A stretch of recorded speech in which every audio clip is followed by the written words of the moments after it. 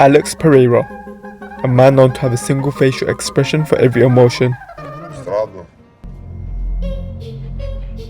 Hungry. Hungry. Scared, afraid. Com medo? Com medo. Com medo agora. A man known for his unassuming comedy. Ô pai, me dá R$50.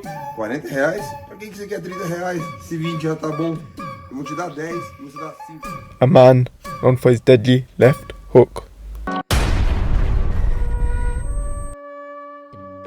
Pereira's story begins in the Brazilian favelas, more specifically, São Bernardo.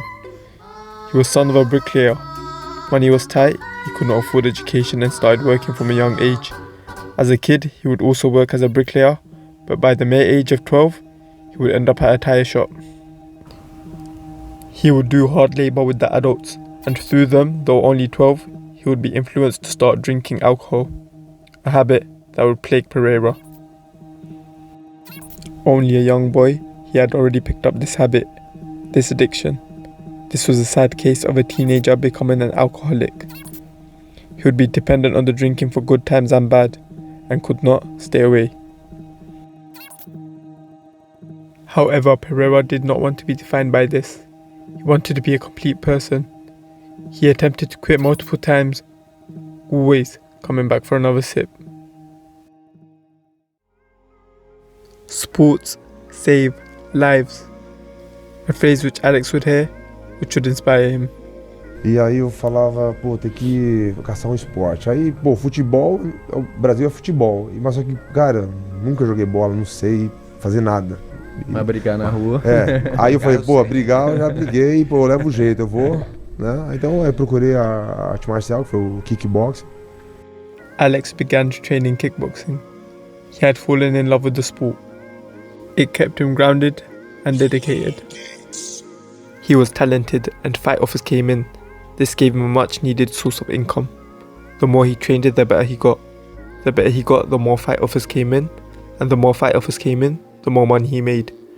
With no education to back Alex, this became a much needed lifeline. Things were finally looking up for Alex. However, he always came back to the alcohol. He wanted to stop. He needed to stop. It was not only hindering his personal life, but also his kickboxing potential.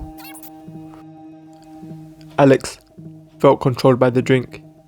He attempted to stop many times, always shamefully returning. He knew he had more to give to kickboxing, more to give to his family, more to give to life. This would not be the end of Alex Pereira. No matter how many times he fell, he would always get back up. The cycle would continue until it was broken. He had freed himself from the chains of addiction. It was not a straightforward road, but one that is inspiring to those who struggle, for those who try but always go back. That does not need to be the end of the story, and that there is always hope.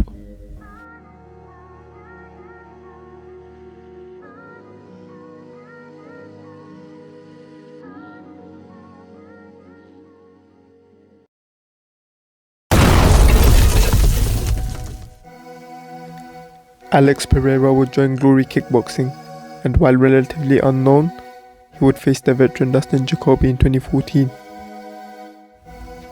His signature deadly left hook led him to victory.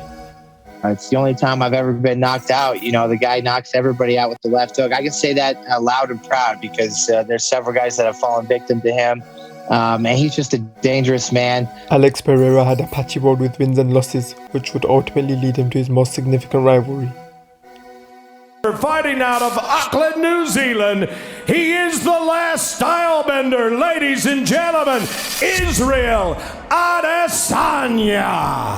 Israel Adesanya, who had 75 kickboxing wins to his name. This was a tall mountain to climb, a challenge which Pereira would take up. At this time, Alex was still struggling with sobriety, and although he didn't know just yet, the result of the fight would be a reflection of his battle with the addiction outside the ring. Having lost along the way, but always fighting back, until he beat the seemingly impossible obstacle in his path. Pereira would win via decision, although many fans disputed the result.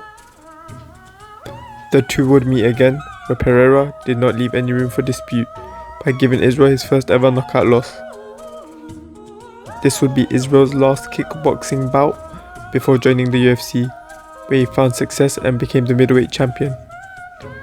Alex Pereira would also become a champion in the middleweight division in Glory Kickboxing.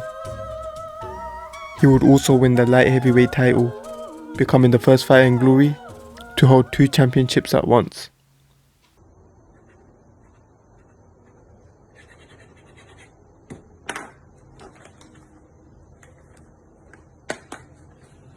Hello guys, now it's official.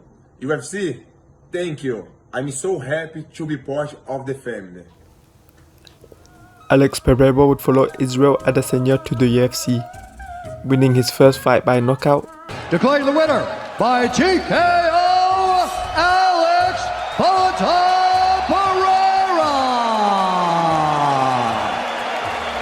On his second bout, he won by decision.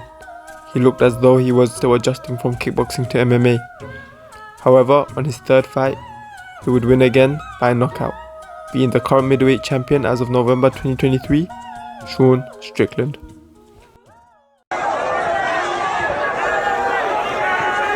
The wins racked up and led him to a title fight against a familiar foe, Israel Adesanya. Alex Pereira seemed to be Israel's kryptonite. Would this be another victory for the Brazilian?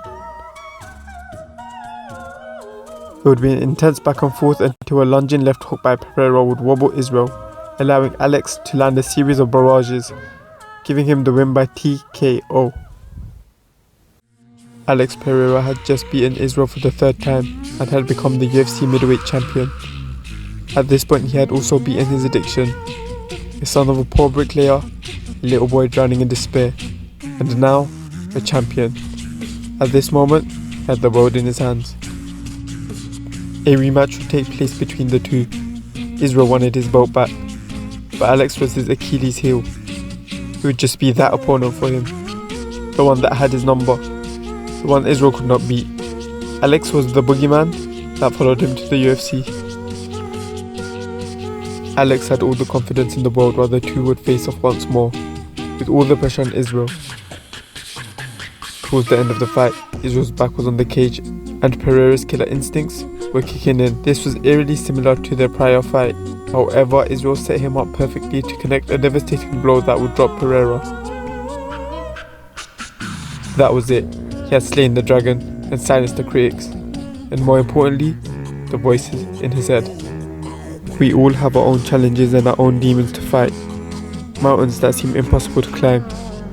Whether it be Alex Pereira for Israel or drinking for Alex, they have showcased us perfectly that even when all seems lost, there is hope, and the sun rises once again after the dark night. As for Alex, although he has fallen, he is no stranger to coming back from loss. He had been beating the odds all his life, whether it be in the cage or outside of it.